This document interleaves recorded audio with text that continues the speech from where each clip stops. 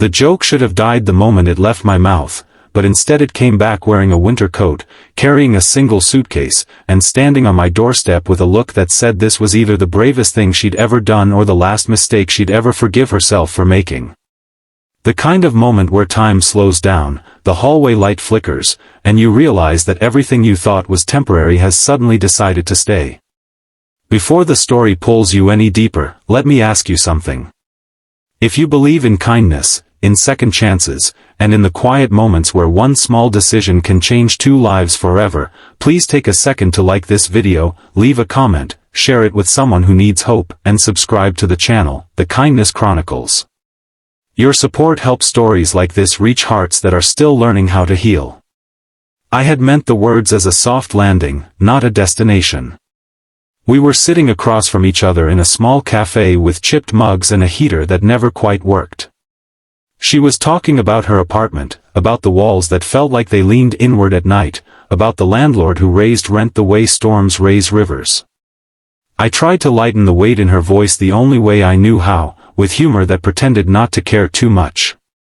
I told her she should move in with me, half smiling, already planning to apologize for overstepping. She laughed, nodded, and we changed the subject. That was supposed to be the end of it.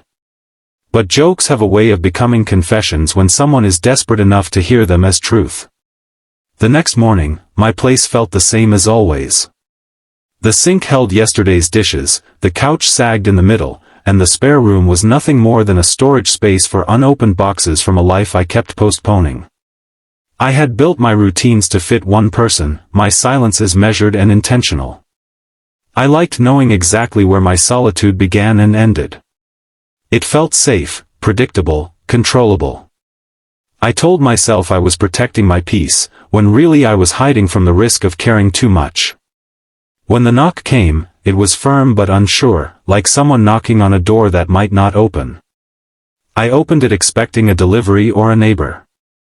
Instead, there she was, hair still damp from a rushed shower, suitcase upright beside her, eyes bright and frightened in equal measure.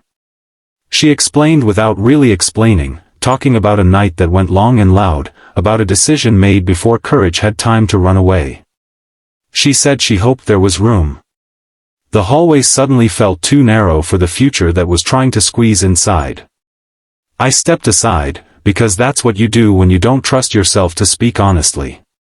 She walked in, set the suitcase down, and looked around as if she were memorizing the place in case she needed to leave quickly. The air changed. It always does when another life enters your space. The walls listen differently. The clocks sound louder.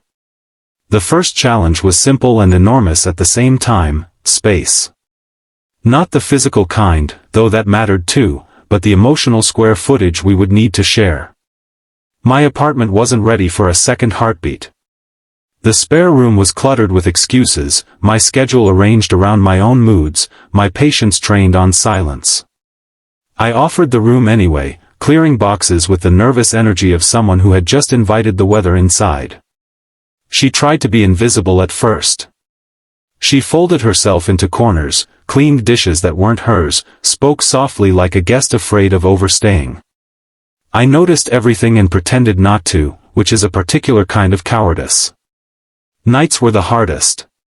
The apartment held sounds it never had before: drawers opening, footsteps pacing, the quiet sigh of someone trying to fall asleep in a place that wasn't yet home. I struggled with the closeness.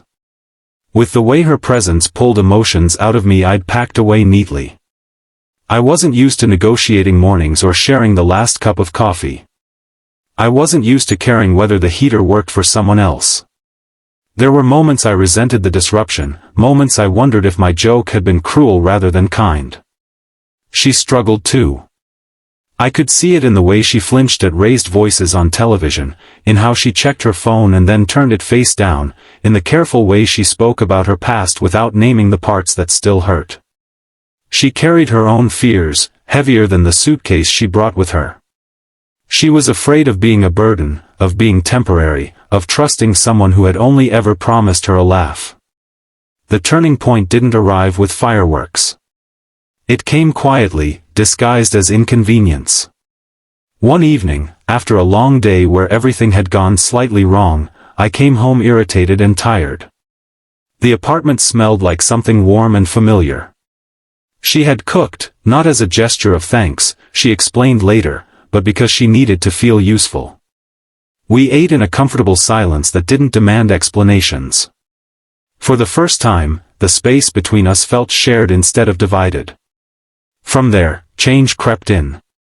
I started clearing the spare room properly, not just making space but making it welcoming. She stopped apologizing for existing. We began to learn each other's rhythms, the times we needed quiet, the times we needed company. We argued once about something small and realized afterward that it mattered because we both cared. That scared me more than anything else. I had always believed independence meant isolation. She showed me it could mean choosing to stand beside someone without losing yourself. I watched her grow lighter as the days passed, as she laughed more freely, as the apartment became a place she moved through without asking permission.